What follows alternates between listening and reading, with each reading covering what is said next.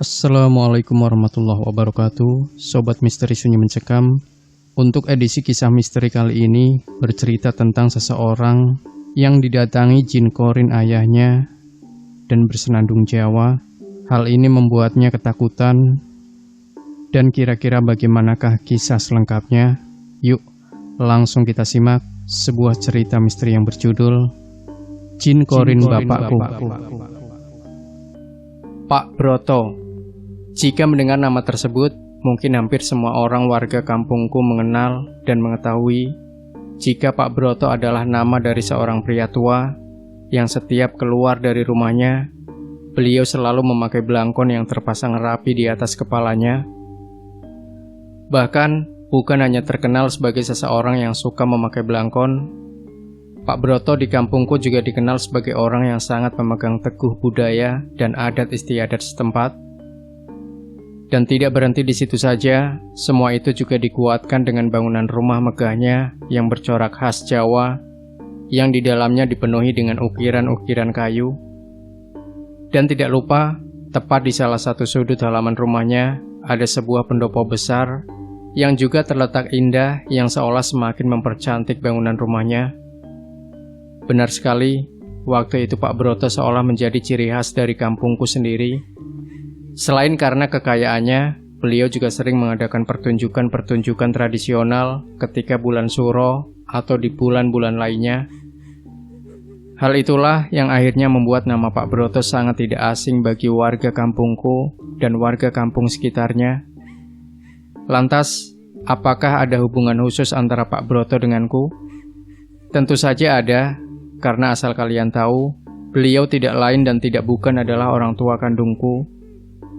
Aku adalah anak terakhir dari 7 bersaudara yang dilahirkan oleh almarhum ibuku. Semenjak aku berusia 26 tahun, kakak-kakakku sudah tidak lagi hidup serumah denganku. Oleh bapak, mereka sudah didirikan rumah sendiri-sendiri yang terletak terpisah jauh dari rumahku. Dan akhirnya, setelah bapak meninggal, akulah yang akhirnya menempati rumah peninggalannya dengan tidak lagi membangun rumah baru karena harta warisan yang sudah dibagi rata, dan aku mendapatkan bagian terakhir, yaitu rumah ini. Dan singkat cerita, semua cerita ini berawal dari sini. Sejak kematian bapak, rumahku yang sebelumnya selalu ramai dengan adanya rekan-rekan bapak yang kerap berkunjung, kini perlahan berubah menjadi sangat sepi. Setiap hari, rumah sebesar ini yang hanya kutempati seorang diri, tentu saja semakin hari semakin kotor, karena aku yang belum juga mendapatkan seorang istri. Hal itu dibilang wajar, karena pekerjaan yang menuntunku harus selalu pulang malam, ditambah dengan kesibukan-kesibukan lainnya. Merawat rumah rasanya menjadi hal yang sangat berat, kecuali jika hari libur kerjaku telah tiba. Dan anehnya, setiap kali aku mencoba mempekerjakan seorang pembantu rumah tangga, semuanya hanya bertahan sampai beberapa hari, dan akhirnya pada berhenti entah kenapa. Hal itulah yang akhirnya membuat aku memutuskan untuk tidak lagi mempekerjakan seorang pembantu, dan memilih untuk merawat rumah ini semampuku, sampai aku menemukan pasangan di hidupku. Dan akhirnya, malam itu pun tiba. Malam itu, seperti biasanya, aku pulang kerja sekitar pukul 22 malam. Setelah mobil kuparkirkan, aku membuka pintu utama dan mulai masuk ke dalam rumahku dan menyalakan semua lampu.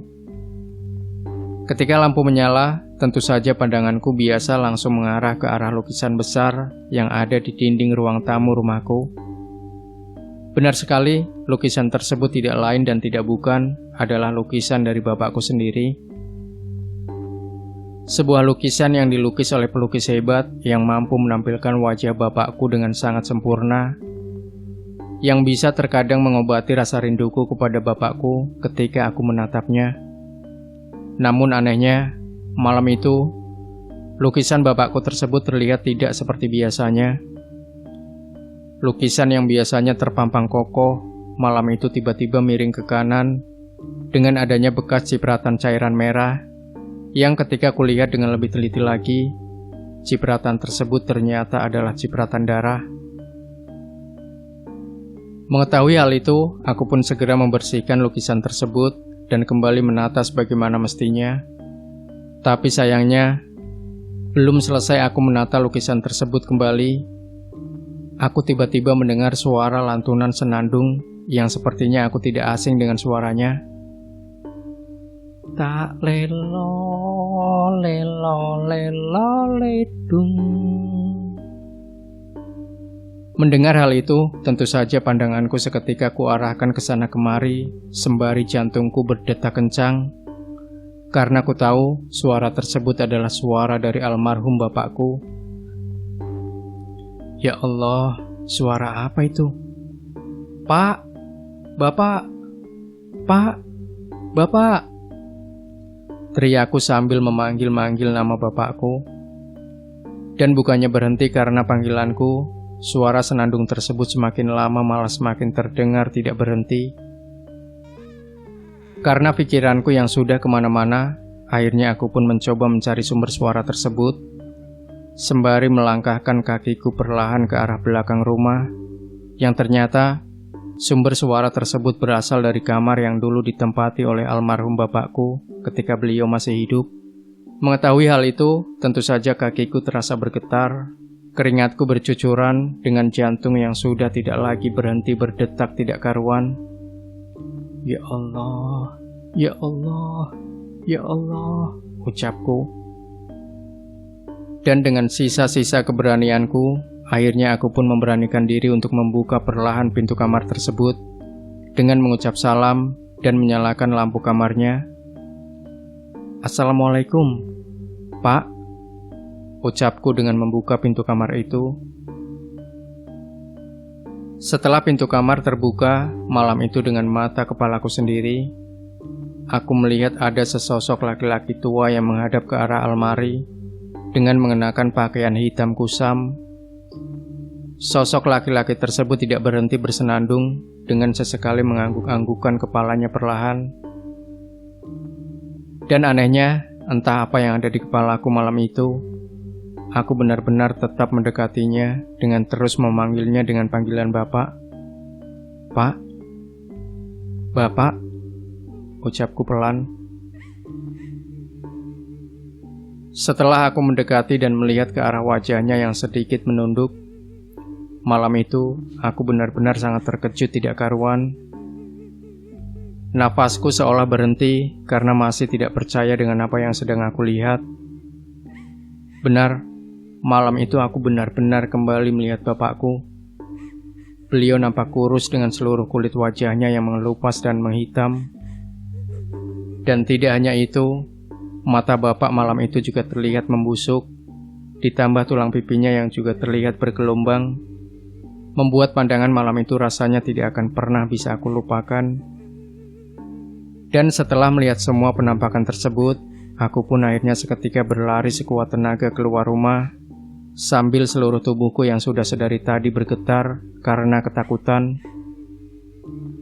Namun anehnya, di sela-sela aku berdiri keluar rumah, malam itu aku kembali melihat ke arah lukisan bapak yang sebelumnya dalam posisi yang benar.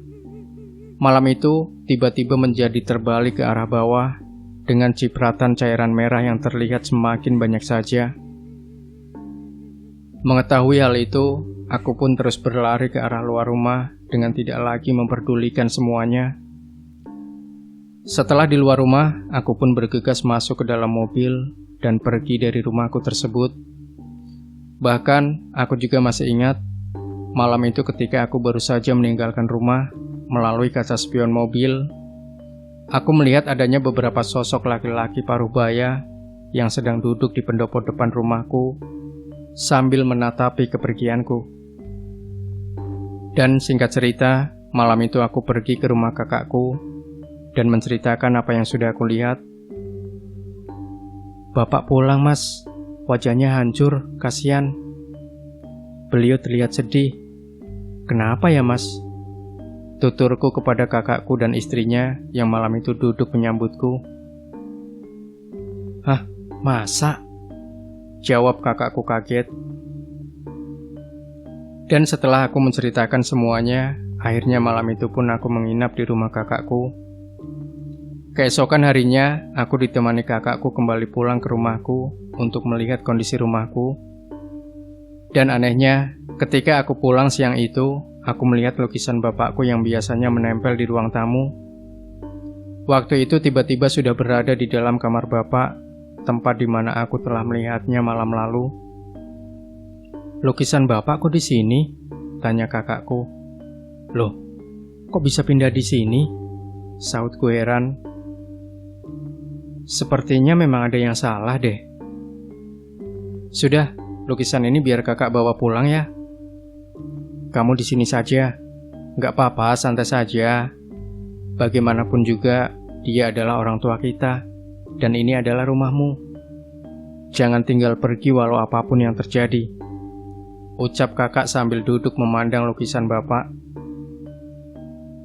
Dan singkat cerita, setelah seharian menemaniku di rumah, akhirnya sekitar pukul 20 malam, kakakku pun kembali pulang ke rumahnya dengan membawa lukisan yang katanya akan dipajang di rumahnya tersebut. Setelah kepulangan kakak, tentu saja aku pun seketika menutup semua pintu rumahku, dan aku segera masuk ke dalam kamar tidurku agar aku bisa segera beristirahat. Karena aku pun tahu, semalaman aku tidak bisa tidur karena memikirkan semua yang telah terjadi. Namun sayangnya, di tengah-tengah aku sedang tertidur lelap, tiba-tiba aku terbangun sekitar pukul 2 dini hari karena aku dikagetkan dengan suara benda jatuh dengan sangat keras. Buah. Mendengar hal itu, tentu saja aku pun seketika bangun dari tidurku. Namun aku tidak mau melihat ke arah luar kamar untuk memastikannya, karena selain aku masih takut, malam itu niatku memang acuh dan tidak mau memperdulikan apapun.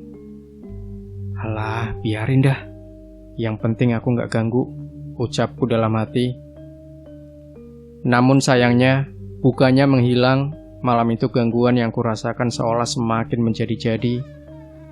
Dan belum lama setelah aku mendengar suara benda jatuh tersebut, kali ini aku kembali mendengar suara tangisan yang kini terdengar semakin jelas lagi. Bahkan, suara tangisan tersebut terdengar keras, dengan diiringi bau melati yang tercium oleh hidungku ini.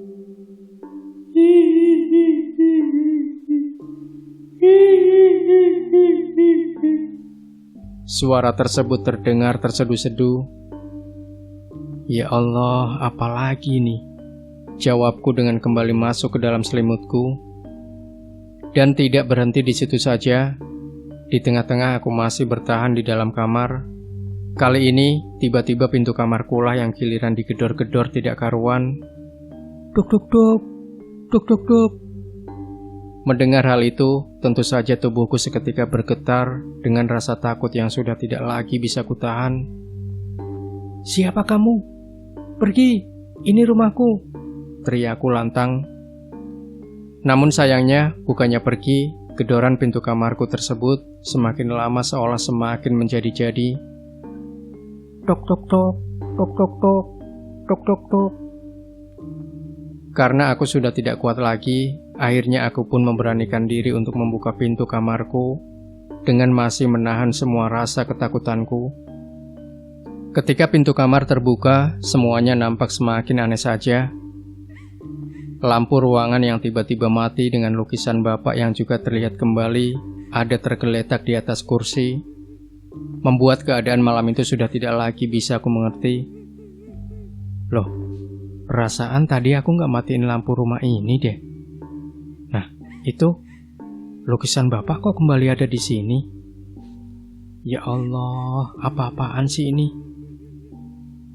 ucapku kesal dengan mulai sedikit emosi. Namun anehnya, ketika aku mulai kembali menyalakan lampu rumah ini, tiba-tiba pandanganku teralihkan dengan adanya sesosok pocong berkain lusuh yang ada di salah satu sudut ruangan rumahku ini. Sosok tersebut terlihat menatap ke arahku dengan wajah yang terlihat hitam pekat tidak karuan. Badannya tinggi dengan ukuran yang lebih besar daripada ukuran tubuh manusia, membuat detik-detik waktu itu terkadang masih terasa hingga saat ini. Aku yang waktu itu seketika kembali berlari keluar dengan teriakan yang rasanya sudah tidak lagi berarti, seakan menandakan jika malam itu adalah malam yang paling menakutkan selama hidupku ini. Bahkan aku juga masih ingat ketika aku kembali berlari keluar dari rumah waktu itu, aku masih sempat melihat lukisan bapakku yang tergeletak di atas kursi tersebut tiba-tiba terbalik dan jatuh ke lantai. Dan anehnya, mata dari lukisan bapak tersebut seolah terlihat memandangku yang sedang berlari dari rumah tersebut. Dan singkat cerita, sesampainya aku di luar rumahku, malam itu aku kembali melihat pemandangan yang sama sekali di luar akal sehat manusia. Bagaimana tidak, pendopo yang biasanya kosong, malam itu benar-benar terlihat adanya orang-orang yang sedang duduk-duduk. Bukan hanya satu. Waktu itu aku melihat sekitar ada 4 orang yang sedang duduk melingkar di pendopoku tersebut dengan tidak memakai baju sama sekali. Mereka rata-rata botak dengan telanjang dari ujung kepala hingga ujung kaki. Tubuhnya yang terlihat kurus mengering dengan wajah yang juga terlihat sangat menakutkan, seolah memaksa aku untuk terus berlari dan tidak berhenti. Dan puncaknya, ketika aku berhasil keluar dari rumahku, malam itu aku bertemu dengan warga kampung yang akhirnya aku pun diantar untuk kembali pergi ke rumah kakakku. Sesampainya di rumah kakak sekitar pukul 5 pagi, aku kembali melihat pemandangan yang sangat mengejutkan. Bagaimana tidak, pagi itu di rumah kakakku, aku melihat istri kakakku yang ternyata sedang dalam keadaan kerasukan tidak karuan. Matanya melotot, mulutnya penuh bubuk kopi dengan bajunya pun juga sudah sangat terlihat acak-acakan. Mengetahui hal itu, tentu saja aku pun bersama warga yang mengantarku tersebut seketika menenangkan istri kakakku, sembari menepuk-nepuk pipinya agar segera sadar dari tingkahnya.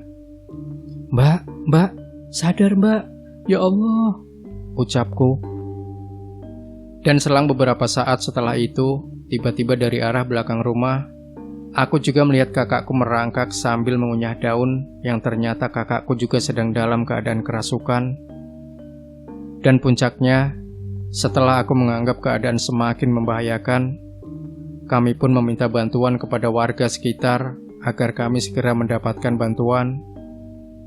Setelah beberapa saat kemudian, akhirnya warga pun datang, dan kami pun membawa kakakku pergi ke tempat ulama setempat untuk mengobati kakakku agar segera sadar dari keadaannya. Dan setelah melewati serangkaian pengobatan, akhirnya kakakku dan istrinya pun sadar dari keadaannya dan berangsur-angsur membaik seperti sedia kala. Dan singkat cerita, setelah beberapa hari berlalu, aku pun akhirnya memutuskan untuk mengadakan pertemuan keluarga yang akan kulakukan di dalam rumahku sendiri. Karena kurasa semua ini ada hubungannya dengan almarhum bapak yang tiba-tiba datang menampakkan diri. Akhir cerita, setelah beberapa hari berlalu, akhirnya kami semua anak-anak bapakku berkumpul di rumahku untuk membicarakan tentang hal itu. Waktu itu kami pun tidak lupa juga mengundang praktisi supranatural untuk berjaga-jaga jika ketika pertemuan nanti terjadi sesuatu.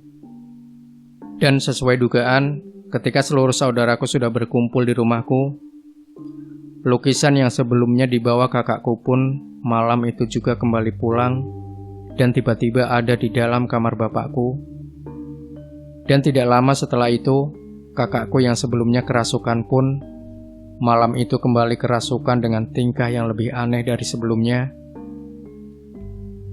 Namun, karena kami semua sudah siap dengan hal itu, akhirnya keadaan pun dapat dikendalikan dan kami pun mencoba berinteraksi agar kami semua tahu alasan kenapa semua kejadian ini bisa terjadi. Dan ternyata menurut ahli supranatural kami, bapak kembali pulang karena ada hutang yang memang belum diselesaikan. Dan tidak hanya itu, lukisan bapak yang biasanya terpampang di dinding ruang tamu tersebut ternyata bukanlah lukisan biasa. Lukisan tersebut adalah wadah dari jin perewangan bapakku ketika beliau masih hidup dahulu. Oleh karena itu, lukisan tersebut harus dimandikan, dirawat, serta diberi sesajen di malam-malam tertentu. Dan uniknya, perewangan tersebut benar-benar memiliki wajah yang sangat mirip dengan bapakku. Namun, setelah bapak meninggal, lukisan yang biasanya selalu dimandikan di malam-malam tertentu tersebut, kini sudah tidak lagi pernah dimandikan. Oleh karena itu, jin penunggu lukisan tersebut akhirnya marah dan datang mengganggu. Akhir cerita, setelah selesai bermediasi, akhirnya lukisan tersebut kini diamankan dan kuserahkan kepada bapak kepala desaku yang selanjutnya akan dirawat seperti seharusnya. Kini, meskipun lukisan tersebut masih kerap kembali pulang ke rumahku dengan sendirinya, aku tetap mempercayakan lukisan tersebut kepada bapak kepala desa agar semuanya tetap dalam keadaan baik-baik saja. Dan hingga cerita ini ditulis, sudah menjadi hal biasa jika ketika aku pulang dari kerja, aku tiba-tiba melihat lukisan bapak tersebut kembali ke tempatnya semula, yaitu di dinding utama ruang tamuku. Dan tidak berhenti di situ saja, terkadang lukisan tersebut juga kerap tiba-tiba menghilang entah kemana.